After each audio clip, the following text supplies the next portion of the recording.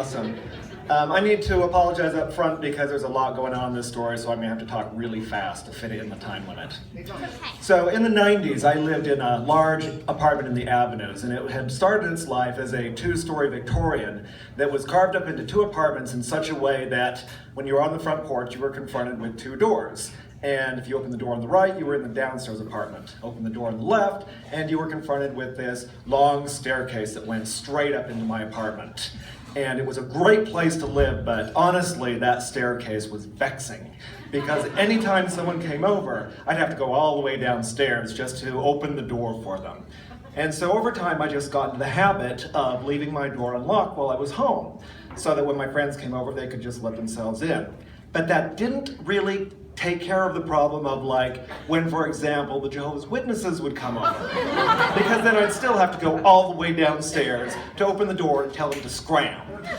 So my solution to this problem ultimately was to install an intercom system so that I could tell the Jehovah's Witnesses to scram from afar.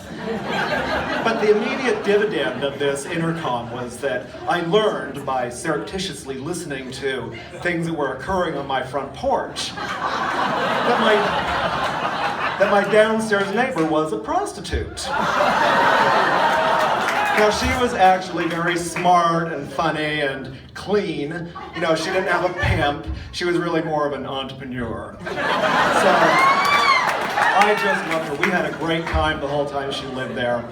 But the first time that I had an occasion to actually put my intercom to legitimate use, on the other side of the door was an old friend of mine named Randolph, who'd been out of the country for almost 2 years. And so the story, according to Randolph, was that he had met this girl named Patricia, and they had fallen in love, and she was something of a globetrotter. So they were traveling around the world together, and in the beginning everything was wonderful, but over time she started to fall out of love with him. And so at a certain point she suggested that maybe they should think about possibly going their separate ways.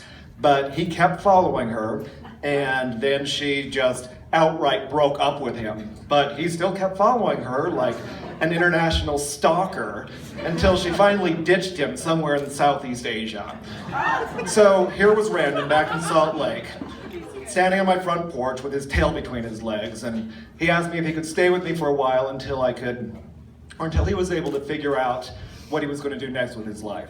So I agreed, but that was a decision that I soon came to regret.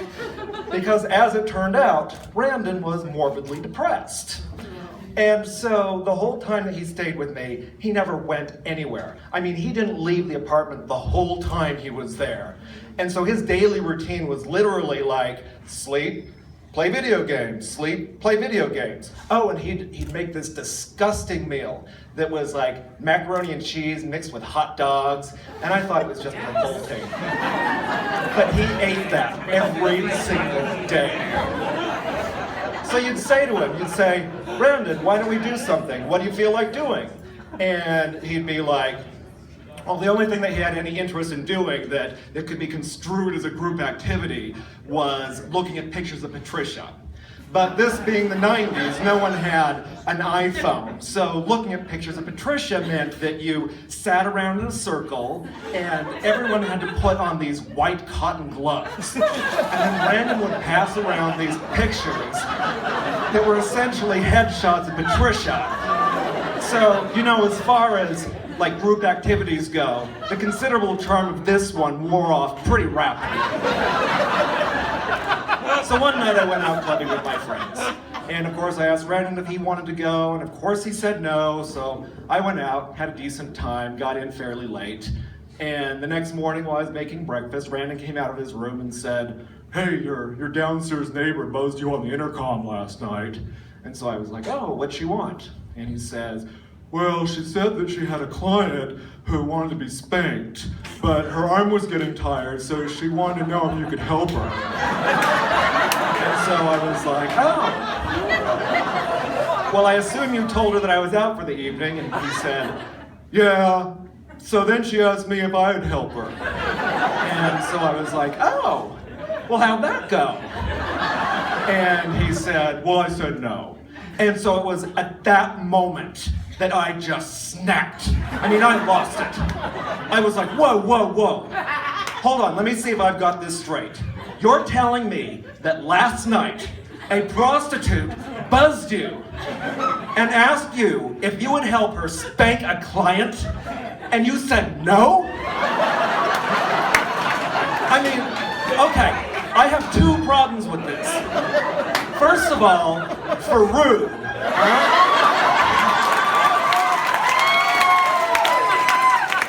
But second of all, for 3 weeks, you've been moping around this apartment, boo-hooing over this girl who doesn't even like you, with your white cotton gloves and disgusting food, and you keep saying that all you're waiting for is just to find something that seems remotely interesting. And here this thing drops from heaven into your lap, and you say no!